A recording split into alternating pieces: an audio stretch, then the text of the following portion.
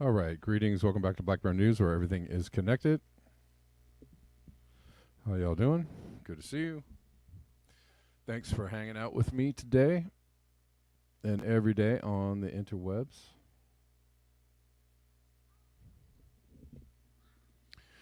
And we're all here together. Yeah.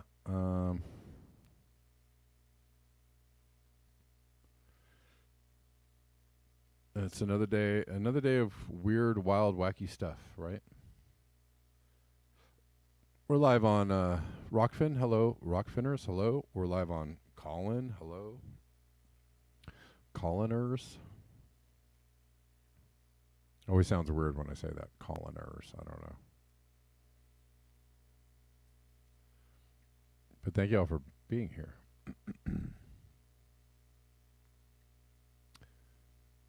All right. Let's start with this. South America is living one of the extreme events the world has ever seen. I think he meant one of the most extreme events. The unbelievable temperatures of 38.9 C in the Chilean Andine areas. Get this, it's midwinter, though. Much more than what Southern Europe just had in midsummer at the same elevation. The event is rewriting all climatic books.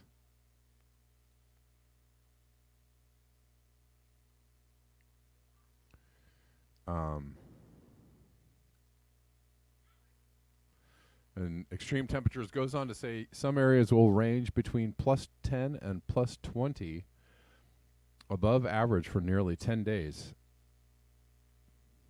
Above average for nearly 10 days. I think it was, what did the 38.9 C work out to? Oh, I'm sorry, you guys can't even see this.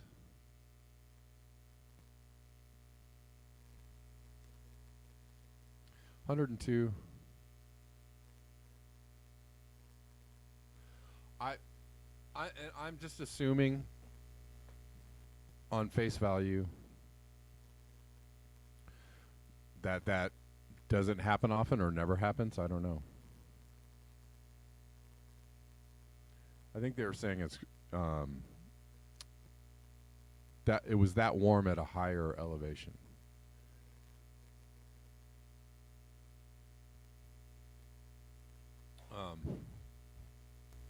But I'm not sure. I'm not sure if that's historically like something that happens or has happened. I mean,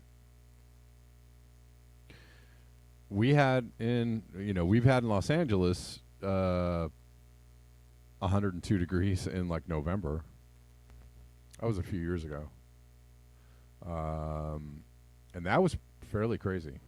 That was pretty anomalous.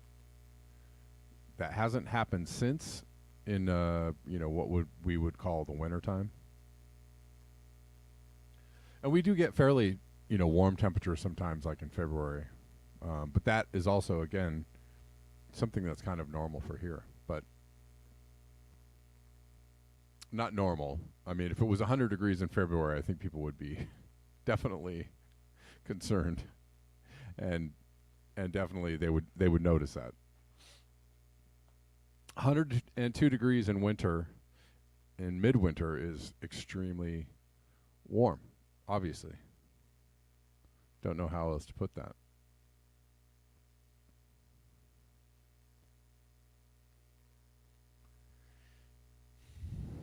And the amazing footage of destruction in China just keeps on coming through. Yeah, I was watching a I don't know if it's worth finding or not. This is more flooding in China, 2 to 6 meters high. I was watching a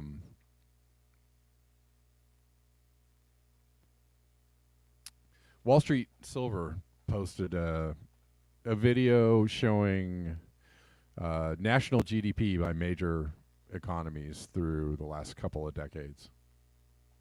With the U.S. and Europe, way up here, China down here for a long time.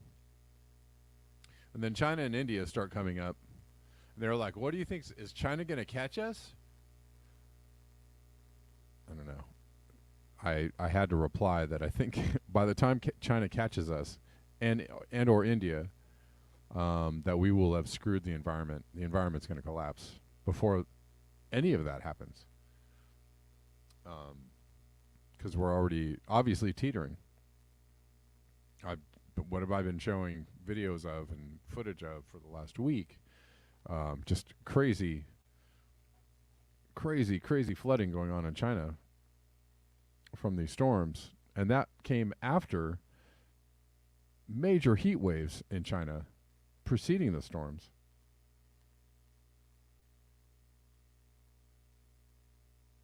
So, do you need more evidence that something is off? Or is this all circumstantial? Or why is it even ignored in the conversation altogether?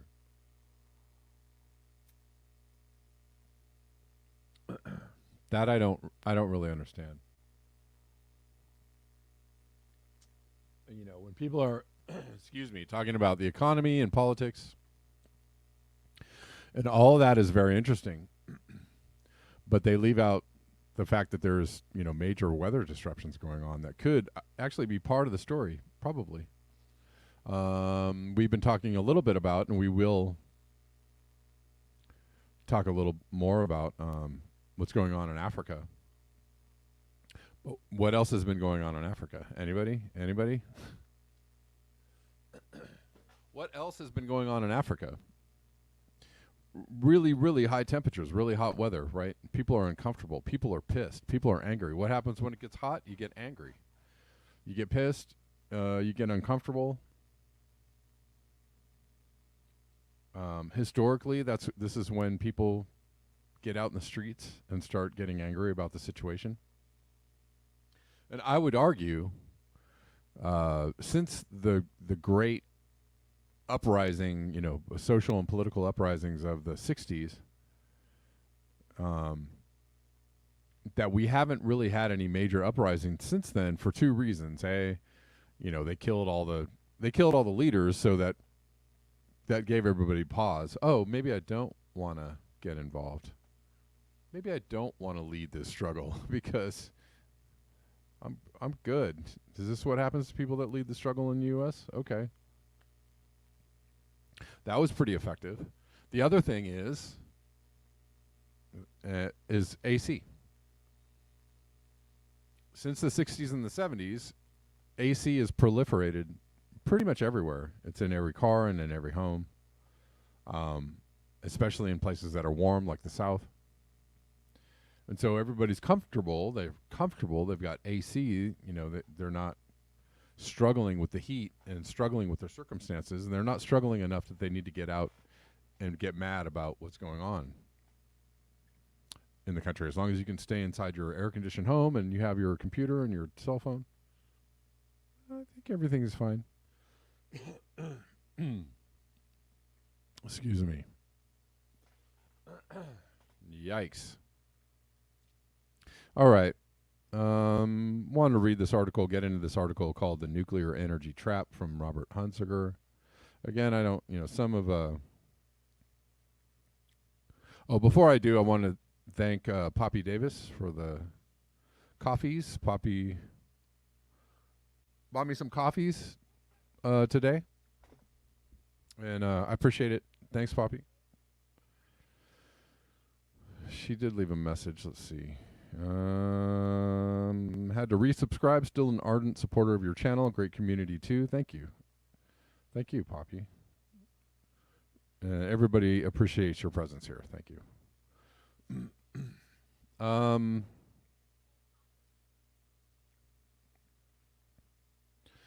All right. So from Robert Hunziker, The Nuclear Energy Trap.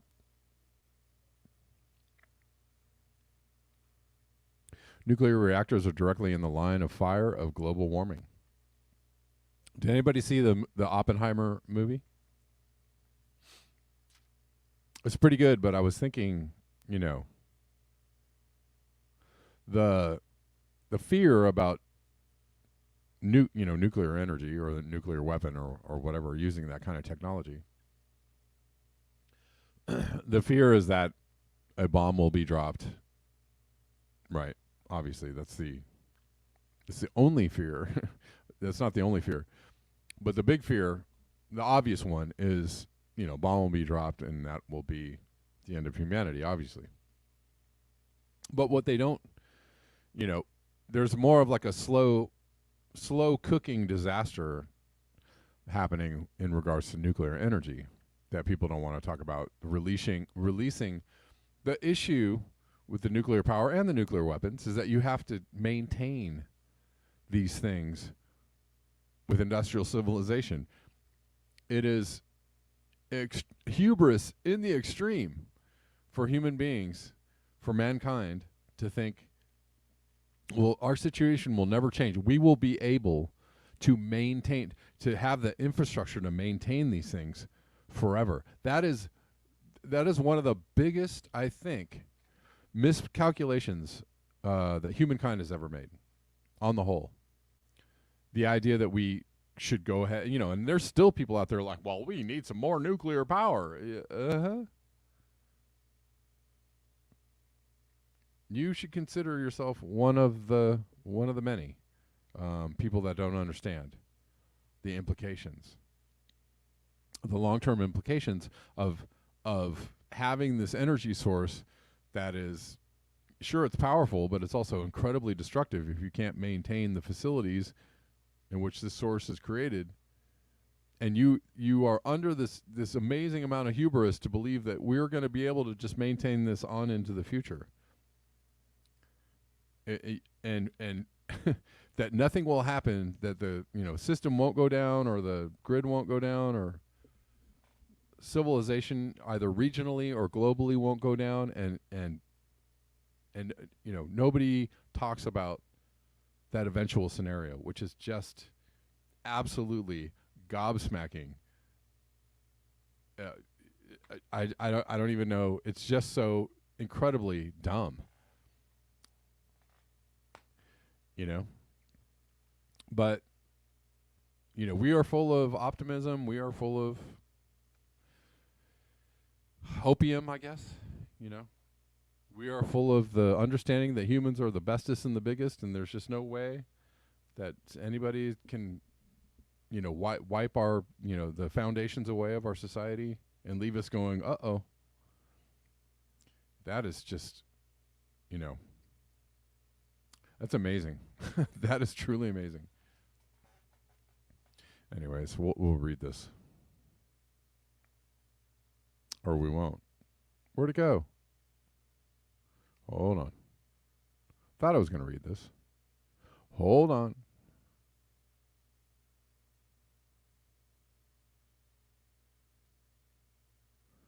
Where are we at? There we go. Okay, we're back.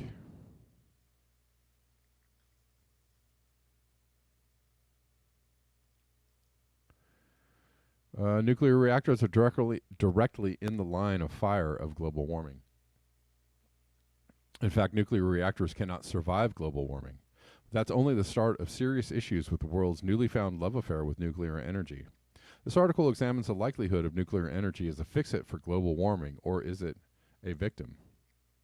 The world is turning to nuclear energy as one solution for raging global warming, which has been in the news on a real-time basis, drying up commercial rivers, depleting major reservoirs, and spreading wildfires like there's no tomorrow.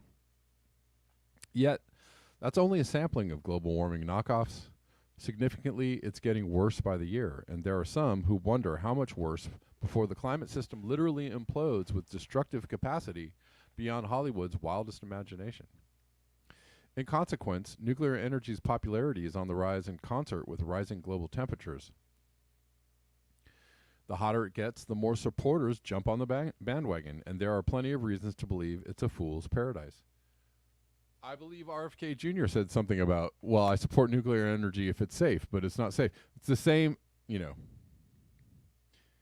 He's basically saying he's anti-nuclear energy. Same with the you know. Anyways, I won't go off.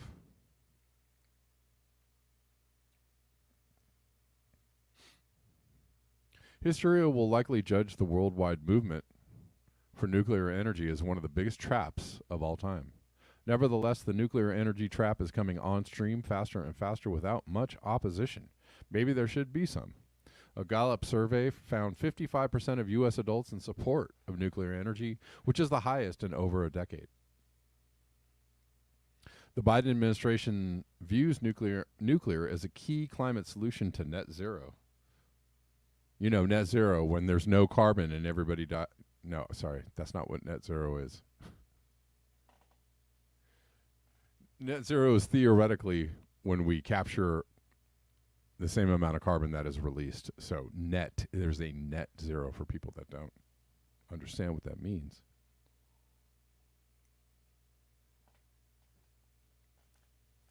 Japan is restarting its idled plants and plans on building more as it commences the absolute insanity of releasing radioactive toxic water in storage tanks at Fukushima's TEPCO nuclear plant directly into the readily available right next door Pacific Ocean. How about here, guys? Splash. As its neighbors squeal and many smart scientists squirm. Meanwhile, China, with 24 nuclear energy plants currently under construction, say what?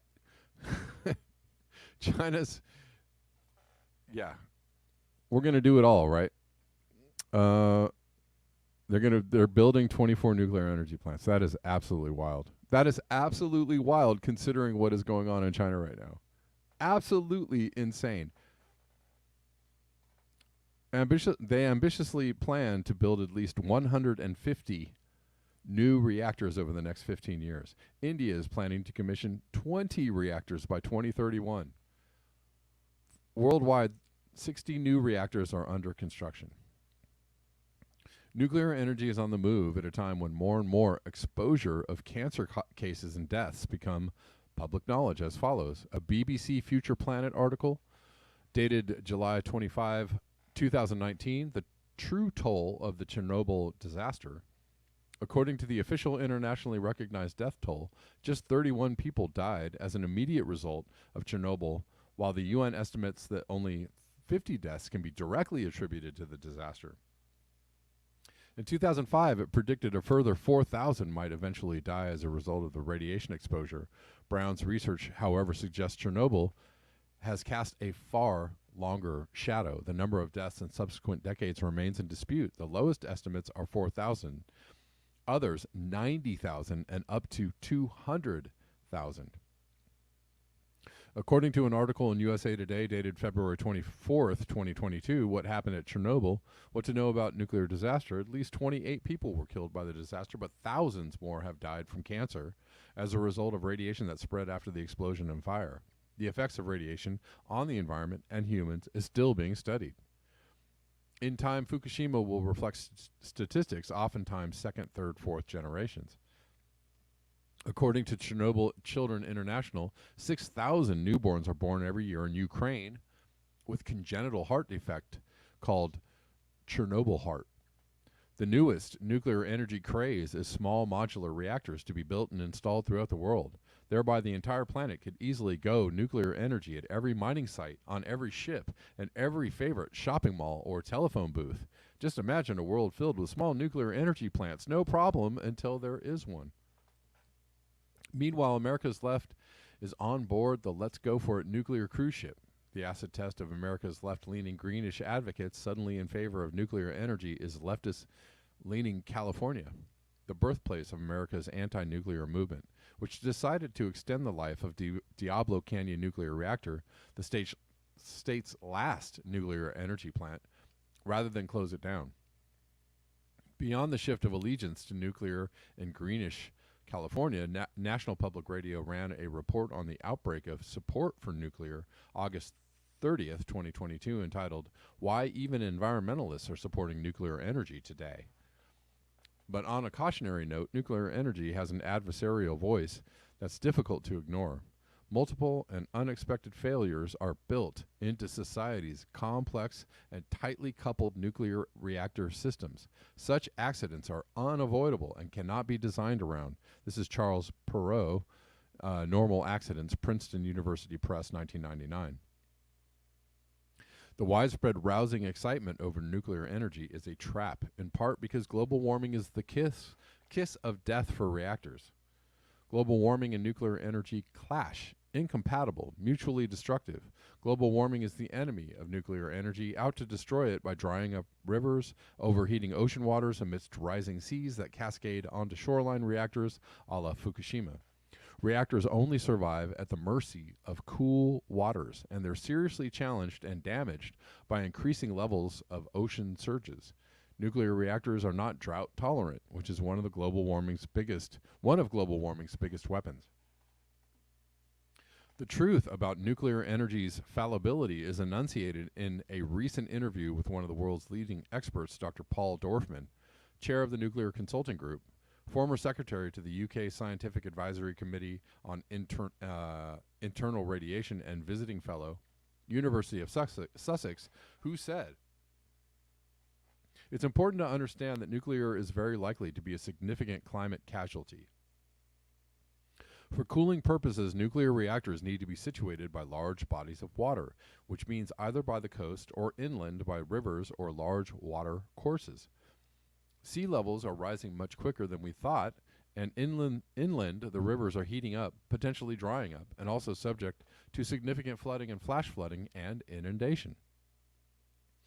The key issue for coastal nuclear is storm surge, which is basically where atmospheric conditions meet high tide, which is essentially what happened in Fukushima. In recent years, nuclear plants across northern Europe have been forced to shut down or reduce output because seawater became too warm to safely cool the reactor cores. Over the past decade, the Millstone Energy Plant in Connecticut saw a series of shutdowns on hot summer days until regulators raised the temperature limit of its cooling waters by 5 degrees Fahrenheit. Wow. France is an example of nuclear energy going wrong. And they get 70% of their power from it. Absolutely, totally safe, I think. The French Court of Auditors report on the safety and operation of France's 56 reactors recently highlighted an increasingly unstable supply of water necessary for the country's cooling reactors. In France, the Loire River is the longest river in the country at 625 miles. As of early 2023, global warming had clobbered the river. Some areas completely dry with flow rate down to 1/20th of normal. Some of the country's nuclear energy plants depend upon the river for cooling purposes.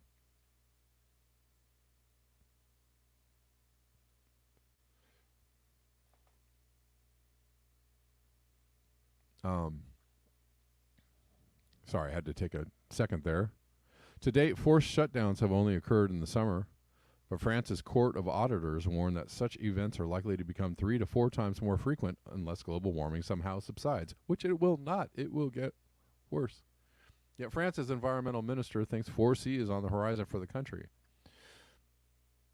Moreover, for the first time since 1980, France has been a net importer of electricity, losing its 40-year net exporter status as its celebrated nuclear energy capability, 70% electricity for France, caved in to global warming. But by all means, let's build some more nuclear reactors, guys. I don't again, gobsmacked is the only word I can think of.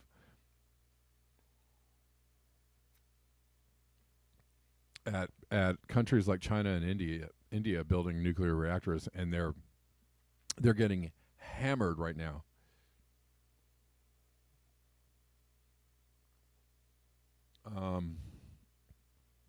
Since water-cooled conventional nuclear reactors, that's 95% of the 436, are vulnerable to global warming, then is a molten salt reactor a magical solution? The answer, no, it is not.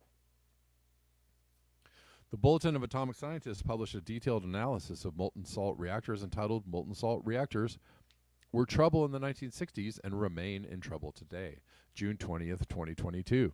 The lengthy article traces the attempted development of molten salt reactors dating back to the 1950s. Again, for my friends who are like, but there's new technology on the horizon, it is not. They are not viable yet, and they probably won't be viable anytime soon.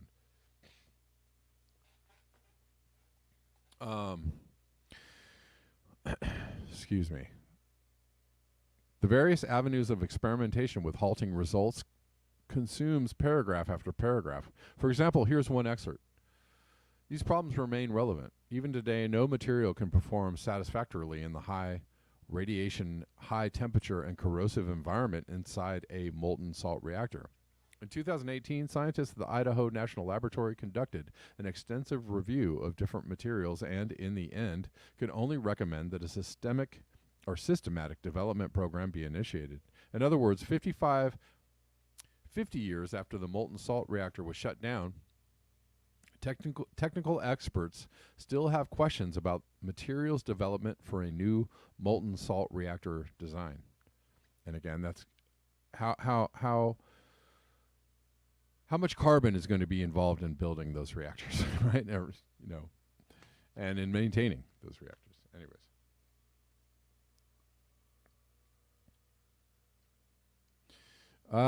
Let's see. In conclusion, the Bulletin of Atomic Scientists claims that if molten salt reactors are constructed, they are unlikely to operate reliably and would result in various safety and security risks and would produce several different waste streams, all of which require extensive processing and serious disposal challenges. Accordingly, according to the Bulletin, investing in molten salt reactors is not worth the cost or the effort. If not large-scale reactors, will small modular reactors save the day? According to a 2021 article in the Bulletin of Atomic Scientists, SMRs are at an early stage of development and are speculative technologies. It will take at least a decade to get them off drawing boards into serious production and longer to determine if they really work according to plan. So we have no way of knowing whether these are going to work. It's too slow and too costly to meet climate deadlines. We have no idea if they're going to work, so let's go ahead and build a bunch of them. Cross our fingers.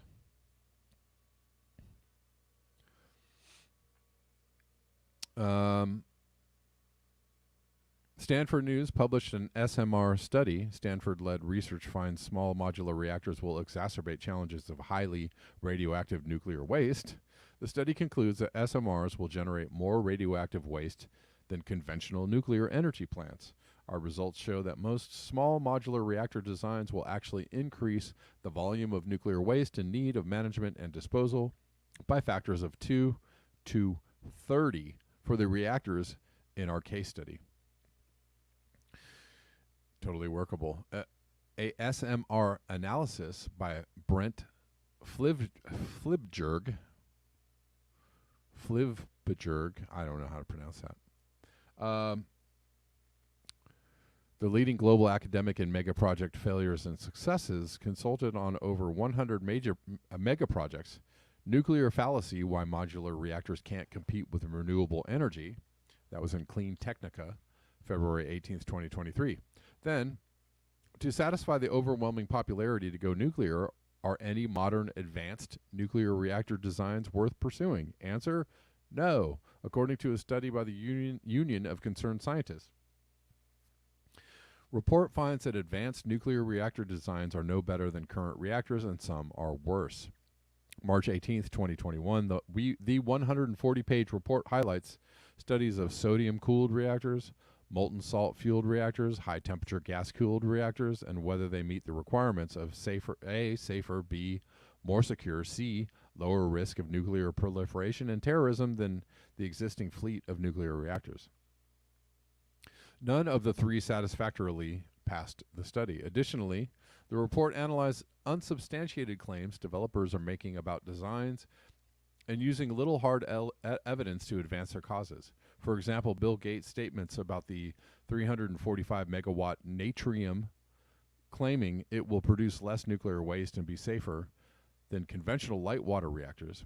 The USC report found that sodium-cooled fast reactor Natrium to be less uranium efficient and would not reduce the amount of waste, and it's subject to serious safety problems, not an issue with conventional light water reactors, e.g. sodium coolant can burn when exposed to air or water, and its fast reactor could experience uncontrollable energy increases, leading to rapid core melting, which is the overriding bane of nuclear energy. According to the Union of Concerned Scientists, timing is another killer of contemporary designs. According to requirements to be met by federal regulators, it could take up to 20 years and billions of dollars to commercialize non-light water reactors, cycle facilities, and related infrastructure. Timing is everything when it comes to meeting the necessity of reaching net zero emissions, as global warming is not waiting around for solutions. It is accelerating like never before, as stated by Dr. James Hansen.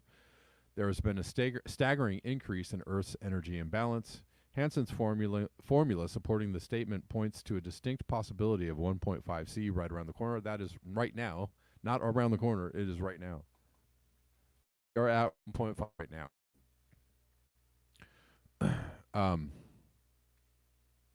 Which begs the question, how long does it take to plan, approve, build, and commission a nuclear reactor? Oh well. In conclusion, the Union of Concerned Scientists recommends the DOE and Congress should consider spending more research and development dollars on improving the safety and security of light water reactors rather than on commercializing immature, overhyped, non-light water reactor designs. As usual in cases with extremely difficult circumstances dealing with nature, there are no easy answers but plenty of traps. In that regard, is nuclear energy a Trojan horse for devastating global warming? All right. Hope you all enjoyed that article, as I did. And he brings up some very good points there. Again, the only right answer, he mentioned securing and maintaining our current light water reactors as, Congress saying that's the answer, and that's not the answer either. So the only correct answer is decommissioning every nuclear power plant as quickly as possible immediately. That is the only answer. That's the only right answer. And even that could probably not be done in time. And what will we do with all the nuclear waste, et cetera, et cetera, et cetera. That is the, unfortunately, one of the things that drains the hopium from people's hearts when you actually really consider the implications of global warming.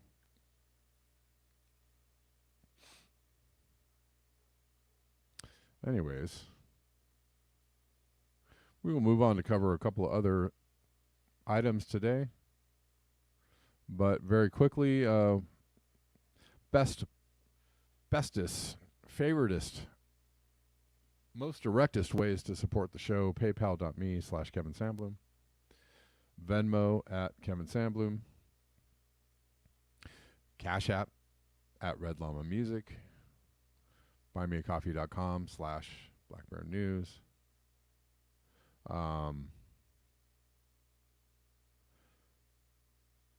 And thank you guys for supporting the show, everybody that does. I appreciate you. What's up, Rockfinders? How you doing? Just checking in.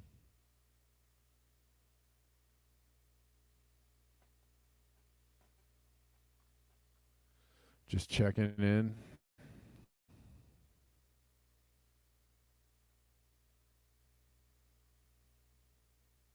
Yeah, nuclear power is not renewable energy. It's not cheap or clean. It requires mining inputs, enriching and then disposal of the waste of the it's just not renewable energy on any level, on any level. And France being a good example of what's going on with their nuclear power program. They're in trouble. They're in trouble. They get most of their energy from nuclear power, and they are in trouble. They have to import energy now because global warming, climate change, or, well, let's call it what it is, environmental collapse is causing their reliance on nuclear power to look a little suspect.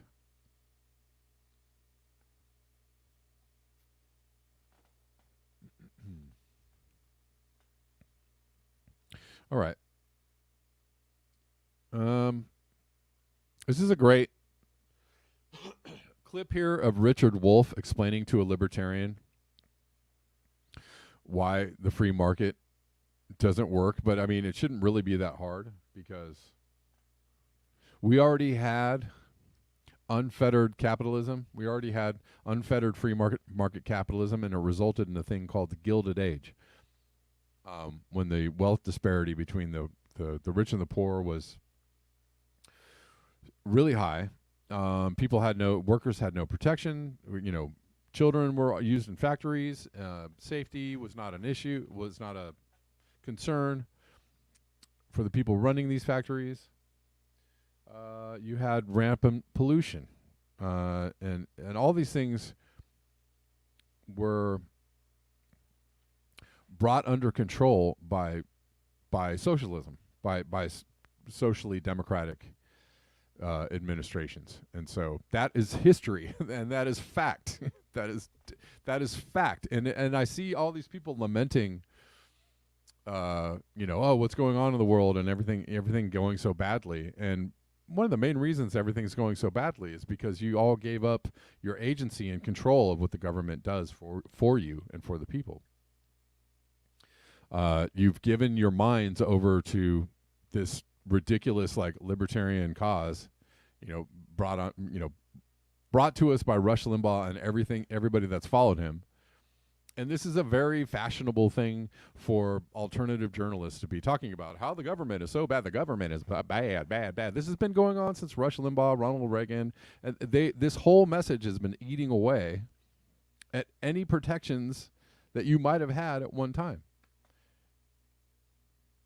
And now we're back at a stage where income disparity is worse than the Gilded Age, and we're losing our protections by the moment. We're about to lose our social safety nets. We still don't have Medicare for all. And everybody's like, well, I don't think the government's going to fix it. Well, surely not, if you don't demand that they do. If you just let them do whatever they're going to do, guess what's going to happen? It's going to get worse. Hey.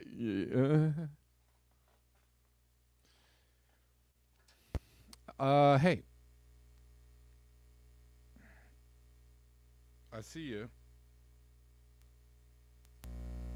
You have a question? All right, we're going to take a call from Colin. Caller, he's kind of short today for the call, okay? So, what's up? Hey, Kevin. Yay, how you doing? I just subscribed to your YouTube channel, The Impossible Conversation on YouTube. You now have 521 subscribers. On what channel? I don't think that's my channel. No, it's Black Bear News. Isn't it Kevin Sandblum? Oh yeah, well that's my I think that's my music channel. Oh, so yeah, that's fine. Thank you for subscribing. I appreciate it. It's all good. That's my music channel. Black Bear News is my YouTube channel. Yeah, you normally don't show your face, but that's kind of surprising that you showed your face on there. Because normally when you come and call and you just keep it you just keep it you keep your face hidden. Yeah, no, I don't do. Colin is just a podcast for me. How did you show your face on your music channel? So I get to see like how you look like. So if I ever why don't you go to Black Bear News on YouTube? Black Bear News on YouTube. So I totally agree with you on your point that you say, like, if there's no there's no control, and if they don't like people.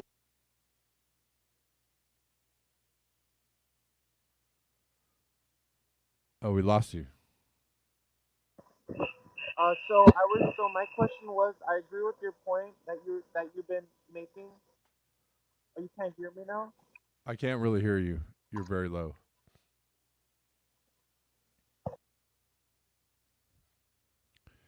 Oh, okay. Sorry about that, Chardol. I don't. I guess it wasn't working. Yeah, but Chard, you can go to my Black Bear News on YouTube. That's you can watch the show there, or Black Bear News on Rockfin. You can watch the show there. Right. The time has just flown by today. Anyways, Richard Wolff checks a libertarian capitalist. So, I mean, this is the they're hyping this a little hard. He checks him so hard he's forced into permanent retirement. But it wasn't that hard of a check. But he explains the issues with capitalism. How close can we as a nation come to achieving pure, perfect capitalism, which is no taxation, perfectly privatized industries, Because what we do is we look at the left and say, hey, socialism, communism, how far left can we go? Well, let's look at how far right we can go, at least as the United States.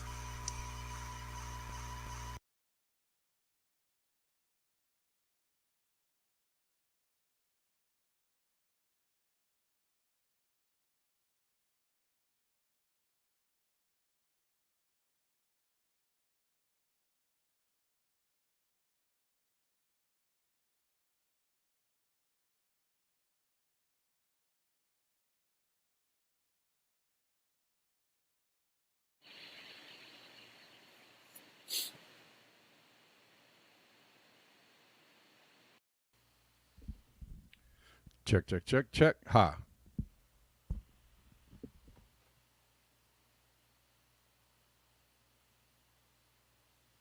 Achieving pure, perfect capitalism, which is no taxation, perfectly privatized industries, Because what we do is we look at the left and say, hey, socialism, communism, how far left can we go? Well, let's look at how far right we can go, at least as the United States.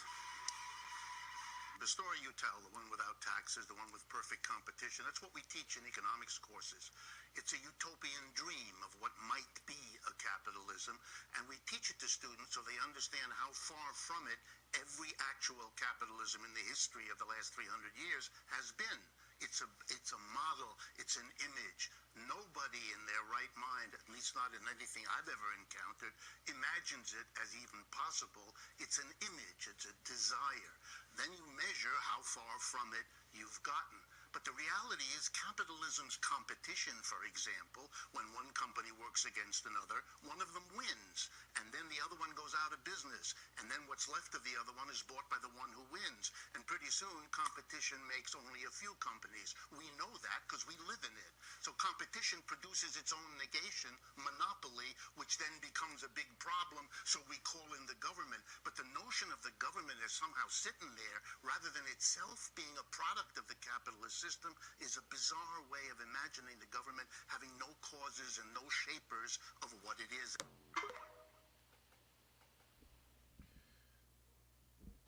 That was pretty good. It was also way too short. I mean, he could. I don't know why they cut the clip off there, because I think it was going to go into a little more detail. Yeah, the government isn't doing a great job right now. Why? Because it can't beat back capitalism. It cannot control. Capitalism has gotten so strong that it's shaping the policies of the government to bend over backwards for capitalism, right? Capitalism is so strong, so powerful that it's bought all the policies and all the people and everything that's going on in order to appease and give more to capitalism. And so government has the ability to beat back capitalism. That's called socialism. That's called socialism, to beat back capitalism, right? And put it, put a box around it and put some boundaries around it and say, yeah, you can, you can exist this way here, but you can't go beyond these points. And you must give the people that, work and enjoy capitalism, you must give them something, give them their just dues for their work. That's very simplified. But anyways. But the government can do other things, right? Like enact environmental laws, protections, safety regulations, minimum wage, right? The fact that a minimum wage has not gone up in 20 years is an indicator that capitalism right now owns the government. It's not, that's not the government's fault. It's the fact that we have allowed, because we've been indoctrinated, because we've been told over and over again, government bad, we need smaller government, and they're communists and they're socialists, and we can't. They're trying to get in your pockets and take all your stuff, and like, come on, man. It is just, anyways, it's amazing that people that don't understand like some basic tenets of history and economics are kind of own the airwaves of alternative journalism right now, and they do good work on pointing out the problem, but they don't understand what the underlying problem is. They point out the problem and they say that's because it's communism. It's just like, dude, you got it all wrong. And which also makes my eyebrows go, why are they saying that? They're pointing out the problem and then pointing at the wrong, it's that guy, right? Somebody's picking your pocket, right? Somebody picked your pocket and you're like, hey, who took my money? And the pickpocket's friend is standing on they're like, that guy over there. And you're like, oh, let me go get him. While the pickpocket is going the other way. Got it? Do you get that image? And that's what, on some levels, alternative journalists are doing to you every day. Even Jimmy Dore on some levels. Jimmy Dore is like, oh, you can't do it. You can't change anything. You have no agency. Like, somebody's picking your pockets. He's showing you who's picking your pockets on some levels, but he's not, I don't want to go off on Jimmy Dore. Anyways, but, alternative journalists right now are doing a really good job of like pointing to the wrong person who's picking your pockets. On some levels, we're picking our own pockets. We are, and we're allowing it to happen. We're allowing it to happen by not organizing ourselves, boycotting, protesting, getting together, shutting things down, making demands. We're allowing it to happen. We're picking our own pockets. And we are also allowing the environment to be destroyed for us, right? Oh, yeah, it's the rich people, it's the corporations, it's the powerful, they're destroying the environment. But we're allowing it to happen. We are allowing it to happen.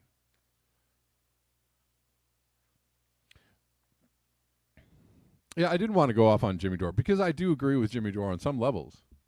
On some levels, I agree with Jimmy Dore. But he is also in league with all the other alternative journalists that are saying like, well, you can't do anything. It's over. You don't have any agency. Like, God dang, that is the worst. I admire Jimmy Dore. I like Jimmy Dore, but that is when he says stuff like that, I'm just like, dude.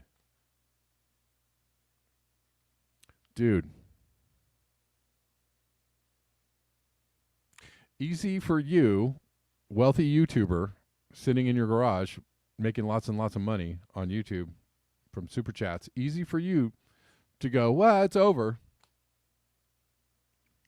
On some levels, that's a grift. On some levels, that's a grift. Telling everybody how bad everything is and it's all over and you can't do anything about it and everybody's like, oh.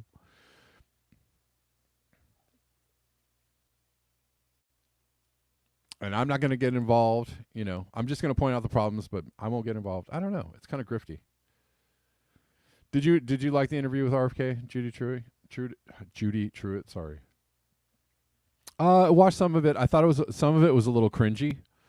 I would like to go back and listen to it again. Some of it was a little cringy, and a lot of people had issues with Jimmy Dore kind of. I don't know. It's a no-win situation. It really is a no-win situation. I mean, being somebody who's talking about what's going on in the world and being a public figure is a no-win situation. So on some levels, I feel for Jimmy Dore. On another level, I get a little angry because I feel like he's appeasing. He's saying certain things that are fashionable. He's saying certain things that are fashionable, that are trendy, and he's kind of going with the flow there. And I really don't like people.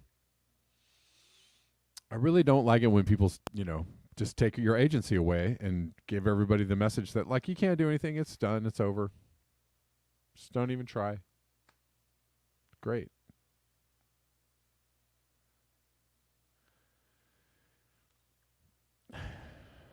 But I watch his shows. I think he's very good at what he does. He's better than most. He's one of the best out there. He's better than a lot of other people. And so on some levels, Jimmy Dore I'm still a huge fan of Jimmy Dore. There's so much cratering and fracturing of the political landscape right now that it's hard to. You're not going to agree with anybody on every single thing. Somebody's going to piss you off. Somebody you're watching or taking in as news, as a news provider, is going to piss you off. Is going to take a stance that's going to make you go, "Oh God, I hate that," or whatever. It's going to happen. I'm going to do that to you. Whoever else you're listening to is going to do that to you. Nobody's going to agree with everybody, so we have to kind of find some common ground. And I find a lot more common ground with Jimmy Dore than not. But I just, I have an issue with his like newly found stance on climate change, and I also have an issue with his, just don't try. Just bitch about it. Just bitch about it, but tell people, not to try. I don't get it. I don't get it. It was done. We could do it before. It's been done many times. But the people have pressured the government into better action. As recently as the 60s and 70s. Richard Nixon was far more lefty than any recent Democratic president. Way more left than Biden. And he was left because he was pressured to be so. The policies that were, brought in by, Lyndon Johnson and Kennedy and, all Truman and Eisenhower, everybody from Roosevelt on for about 40, 50 years was pretty progressive and pretty lefty. Why? Because that's what people expected from the government. They demanded these things from the government. They expected them from the government, and they kept demanding them from the government. And there were many, many instances which showed that if people were pissed off enough and demanded to be heard enough, that they were listened to. And then somebody got the bright idea, probably, some conservative think tank, who knows what the name was. Several conservative think tanks were like, what we're going to do? We're going to put a bunch of like libertarian, good old boys on the radio, and we're going to, we're going to get this country back in going towards the right, towards fascism, towards corporations, towards, what libertarianism, to unfettered free markets. And they were largely successful because where are we now? We are very much to the right. Society is very much to the right, more to the right than it used to be. And we think all this is fine and dandy. This is how it's supposed to be. This can't ask for anything more. I mean, I heard that from my friendly neighborhood YouTuber. We can't expect anything more from the government. They told us that they're all bad. Well, what are you going to do, dude? You going to overthrow the government? No, you're not.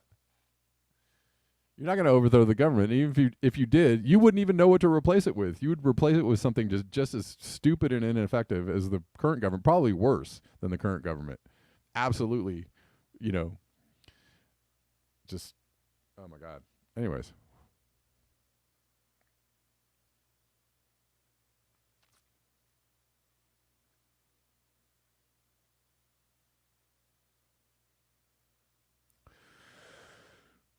liberal media have banded together to attack RFK. Well, yeah, they have. They have. I find well. I'll just before I'm gonna end the show soon, but I just wanted to, on that RFK Jr. has been asked a lot about his stance on Israel, and people really have an issue with his stance on Israel. I don't know that I necessarily agree with his stance on Israel, but I have to say, in some ways, it makes him even more genuine. Because he's so outside of the, you know, what the expected box of belief is on Israel. Like he has his own, he really has deep-seated beliefs about Israel, right? And he really, you know, he's running way contrary to what the accepted progressive leftist kind of stance is on Israel and Palestine. Again, I don't necessarily agree with his stance, but the fact that he believes it so wholeheartedly actually kind of makes me go, he actually really believes this. He's being genuine. He is actually genuinely, he might be confused as hell on Israel, but he's genuinely confused. He is not, it's a strange stance to take because I don't think it makes him it decreases his popularity, but he genuinely believes it. And so I almost think like, wow, he really believes this. Like he's not necessarily kowtowing to anybody. Yes, it's an old school belief on Israel. It's a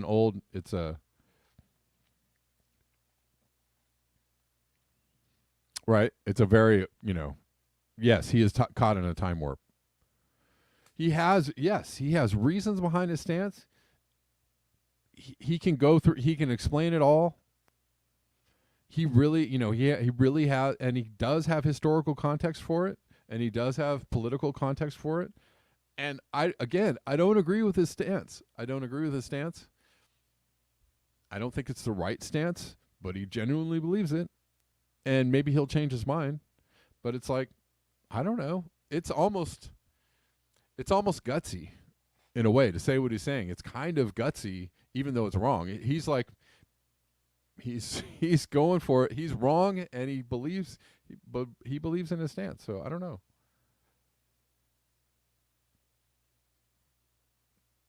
It's almost like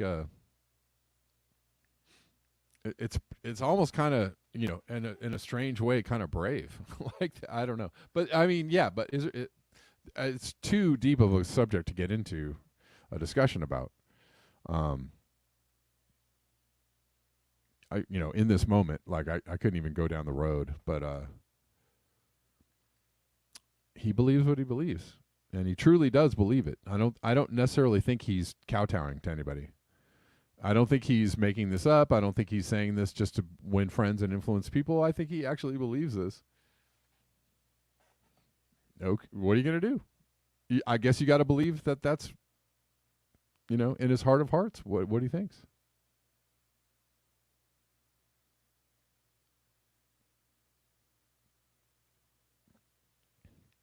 Yeah, Laura Boz. I mean, yeah, Jimmy Dore just says he's starting to say just the dumbest things about climate change. Laura Bozic gave me a tip on. Thank you. Great eye-opening points. I'm also glad that you played the Richard Wolff clip against the Libertarian. Libertarians have really confused me when they make their arguments. I do think government is what we make of it, like you were saying. Yeah. Yeah. You give up your agency and your control of who's running things. You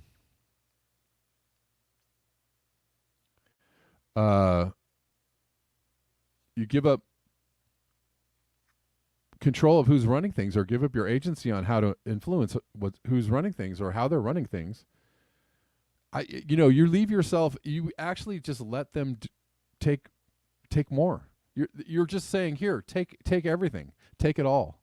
I don't have any agency. I can't do anything to influence you. Take it all. That's what you're saying. It's wild to me. It's absolutely wild to me. All right.